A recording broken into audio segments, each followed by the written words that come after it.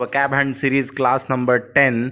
और आज हम लोग दोबारा से 5 वोकैब यूजुअल जैसे पढ़ते हुए आ रहे थे वैसे ही पढ़ेंगे और इमेज वाले मेथड से, जिससे कि बहुत जल्दी हमें चीज़ें याद रहेंगी और बहुत लॉन्ग टर्म तक याद रहेंगी। बट मैं दोबारा यही कहूँगा, बेटा रोज उसको रिवाइज करिए, बिकॉज रिवाइज करना is one of the most important thing. क्योंकि अगर आप रिवाइज नहीं करोगे तो आप भूल जाओगे चीज़ों को। तो चलिए स्टार्ट करते हैं। सबसे पहला वोकैब है आज का लिटर। लिटर का मतलब होता है रबिश या बहुत ज़्यादा गार्बेज, जो जैसे कि हम लोग अमूमन तौर पे करते हैं कि गंदगी जो है वो बाहर फेंक देते हैं। और आपको पता ही है कि हम लोग कहीं भी सड़क पे चलते हुए कुछ भी खाते पीते रहते हैं तो वेस्ट जो है, जो भी बचता है, वो हम लोग ऐसे ही फेंक देते हैं। उसी को क्या बोला जाता है? लिटर। लिटर माने गंदगी, गार्बेज। ठीक है, तो इसका सिनोनिम हो जाएगा ट्रैश हो जाएगा, रबिश हो जाएगा। ठीक है, और एंटोनिम हो जाएगा क्लीनिनेस और अरेंजमेंट। किसी भी चीज़ को अरेंजमेंट तरीके से रखना, साफ सुथरे तरीके से रखना, या कह सकते हैं क्लीनिनेस यानी सफाई।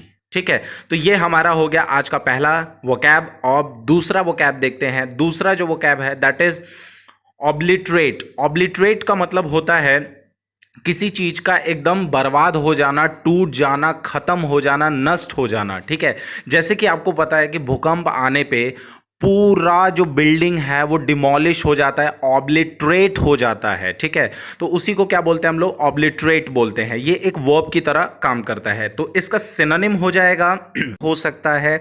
ठीक है, अब इसके एंटोनिम की बात करते हैं तो एंटोनिम हो जाएगा इसका क्रिएट करना किसी चीज़ को, या किसी भी चीज़ को इस्टेब्लिश करना। ठीक है, तो वो हो जाएंगे इसके एंटोनिम हो जाएगा। तो हमें सिनोनिम भी पता चल गए। एनहाइलेट हो जाएगा, इरेडिकेट हो जाएगा। ठीक है, तो चलिए नेक्स्ट आगे देखते हैं। नेक्स्ट हमारा जो वोकैब है वेनरेशन। वेनरेशन का मतलब होता है रिस्पेक्ट देना, या बहुत ही ज़्यादा रिस्पेक्टफुली कोई भी चीज़ को करना। ठीक है, तो जैसे कि आपको पता है कि हमारे भारत के झंडे या राष्ट्र को हमें क्या करना चाहिए? बहुत ही ज़्यादा रिस्पेक्ट करना चाहिए।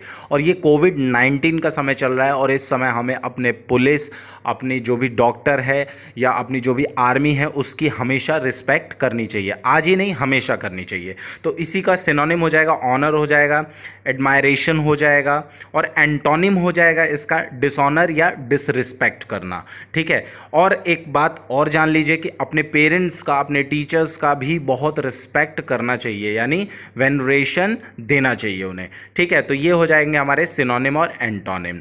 चलिए नेक्स्ट हम लोग वर्ड देखते हैं। बहुत ही भयंकर वर्ड है।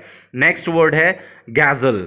गैजल का मतलब होता है ठूस ठूस कर खाना। जैसे कि आपको इस इमेज में दिखाई दे रहा होगा कि ये लड़का किस तरीके से भुक्खड़ों की तरह, एकदम ग्रीडी लोगों की तरह ठूस ठूस कर खा रहा है। इसी को क्या बोलते हैं? गैजल बोलते हैं। ठीक है, इसका सिनोनिम हो जाएगा गल्प हो जाएगा, डिवोर हो जाएगा। ठीक है, डिवोर हो जाएगा और गल्प हो जाएगा। एंटोनिम हो जाएगा इसका स्टार्व या फास्ट। फास्ट जो आपको पता होगा व्रत हम लोग रखते हैं, उसी को हम लोग क्या बोल देते हैं? इसका एंटोनिम, मतलब गैजल का एंटोनिम हो जाएगा। तो ये इसके सिनोनिम और एंटोनिम हो गए। चलिए तो नेक्स्ट हम लोग वर्ड देखते हैं। नेक्स्ट वर्ड बहुत इंपॉर्टेंट, एग्जाम में कई बार पूछा जा चुका है, दैट इज स्क्रिम्प। स्क्रिम्प का मतलब होता है बहुत ही ज़्यादा बचत करना। ठीक है, बहुत ही ज़्यादा बचत करना। जैसे कि इस इमेज में आपको दिखाई दे रहा होगा, और हर घर की ये कहानी है कि जो मदर होती हैं वो हमारी बहुत ज़्यादा बचत करती हैं, बहुत ही ज़्यादा सोच समझकर पैसा खर्च करती हैं। तो उसी को क्या बोला जाता है? स्क्रिम्प बोला जाता है। ठीक है, और इसका सिनोनिम हो जाएगा स्किम्प हो जाएगा, और इकोनोमाइज हो जाएगा और स्किम्प हो जाएगा। ठीक है, और अगर एंटोनिम की बात करें तो स्क्वेंडर हो जाएगा। स्क्वेंडर का मतलब आपको पता ही है कि किसी भी चीज़ को फालतू यूज़ करना, वेस्ट करना, और इसका एंटोनिम वेस्ट करना भी हो जाएगा। ठीक है, तो ये हमारे आज के 5 वोकैबलरी थे। अब आइए बात करते हैं इडियम्स की। तो सबसे पहला इडियम है the best of both worlds. Best of both world का मतलब होता है वो टाइम जिस टाइम पे हमें हर तरफ से एकदम खुशी मिले, हर तरफ से हमारा प्रॉफिट ही प्रॉफिट हो। ठीक है, वो सिचुएशन को हम लोग बोलते हैं the best of both worlds. ठीक है, तो ये चीज आपको समझ में आ गई, यानी ऐसी स्थिति या वो सिचुएशन जिस सिचुएशन में हमें हर तरीके से फायदा ही फायदा मिलता हो। जैसे कि ये ग्राफ में आपको दिखाई दे रहा होगा, प्रॉफिट ही प्रॉफिट हुए जा रहा है। ठीक है, चलिए तो नेक्स्ट हम लोग इडियम देखते हैं। नेक्स्ट इडियम है हमारा cock of the walk. Cock of the walk का मतलब होता है बहुत ज़्यादा अकड़ू व्यक्ति या बहुत ज़्यादा मतलब छाया हुआ इंसान। जैसे कि आपको पता है कि कभी भी जैसे टीम वर्क में एक आदमी हमेशा ऐसा होता है जो कॉक ऑफ द वॉक होता है, मतलब छाया हुआ होता है, पूरे ग्रुप को ऑर्डर देता है, उनसे काम करवाता है, तो उसी को क्या बोला जाता है, कॉक ऑफ द वॉक। चलिए अब नेक्स्ट हम लोग देखते हैं। नेक्स्ट हमारा इडियम है on the horns of dilemma. Dilemma आपको पता होगा, डायलेमा वर्ड का पर्टिकुलर मीनिंग होता है असमंजस की स्थिति, मतलब a state of confusion. On the horns of dilemma का भी मतलब होता है बहुत ज़्यादा दुविधा वाली स्थिति, मतलब एक ऐसी स्थिति जिसमें दोनों ही सिचुएशन बहुत ज़्यादा बैड हो, हमें समझ में नहीं आता कि हमें क्या करें, कहाँ जाएं, कैसे करें। तो वो सिचुएशन जो होती है on the horns of the dilemma होती है। ठीक है, समझ में आ गया आपको? चलिए, यानी दुविधा में होना। आप नीचे इसका एग्जाम्पल भी देख सकते हैं, एग्जाम्पल से चीज़ें और समझ में आ रही होंगी और आपको हॉर्न में इमेज दिखाई दे रही होगी। चलिए नेक्स्ट हम लोग देखते हैं। नेक्स्ट जो हमारा आज का वर्ड है दैट इज इडियम है, दैट इज डाई हार्ड। आपको पता है, हमने बहुत बार ऐसा सुना होगा, ओल्ड हैबिट डाई हार्ड। मतलब डाई हार्ड वो चीज़ होती है जिसको चेंज करना बहुत ही मुश्किल होता है। मतलब कुछ ऐसी हमारी हैबिट्स हो जाती हैं जिसको हम लोग जल्दी चेंज नहीं कर सकते या नहीं कर पाते हैं, तो उन्हीं हैबिट्स को क्या बोला जाता है, डाई हार्ड। मतलब वो बहुत ही स्लो चेंज होती हैं, अगर होंगी भी तो बहुत ही धीमे चेंज होंगी। जैसे कि स्मोकिंग अगर एक बार आपने करना चालू कर दिया तो वो उसको छोड़ना बहुत मुश्किल हो जाता है। तो यानी आप कह सकते हो ओल्ड हैबिट डाई हार्ड। इसीलिए हम लोग अमूमन तौर पे कहते रहते हैं old habit die hard.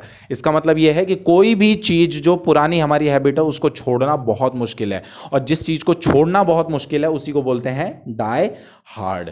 Next हम लोग देखते हैं। नेक्स्ट बहुत ही बेहतरीन इडियम है, that is down to earth. Down to earth का मतलब होता है बहुत ही ज्यादा एक सिंपल व्यक्ति। ठीक है, जैसे कि सरदार वल्लभ भाई पटेल जो आपको इमेज में दिखाई दे रहे होंगे।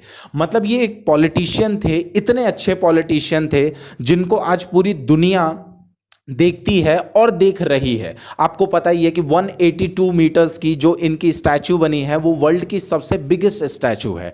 ठीक है, तो इनको पूरी दुनिया जानती है और ये बहुत ही ज़्यादा डाउन टू अर्थ थे। जैसे हम लोग अमूमन तौर पे कहते हैं कि यार ये इंसान ना बहुत डाउन टू अर्थ है। ठीक है, हम रतन टाटा की बात कर ले, हम अंबानी की बात लें, तो जितने भी ये बड़े लोग हैं, बड़े कैसे, सोच में बड़े, वो डाउन टू अर्थ होते हैं। ठीक है, तो ये आज हमारे 5 वोकैबुलरी और 5 इडियम्स थे जो कि हमने 1 बाय 1 देखा। बहुत ही मजा आया। और प्लीज कमेंट करिए, चैनल को सब्सक्राइब करिए, शेयर करिए। आप लोग शेयर नहीं करते हैं, ये बहुत गलत बात है। देखिए, अगर हम आपके लिए मेहनत कर रहे हैं तो आपको भी इसमें छोटी सी एक मेहनत करनी होगी कि चैनल को शेयर करिए, टेलीग्राम चैनल को ज्वाइन करिए, फेसबुक पे लाइक करिए, हर जगह लाइक कर दीजिए, एकदम वायरल कर दीजिए। ठीक है, तो चलिए मिलते हैं नेक्स्ट क्लास में, नेक्स्ट सेशन में। Okay, bye, thank you.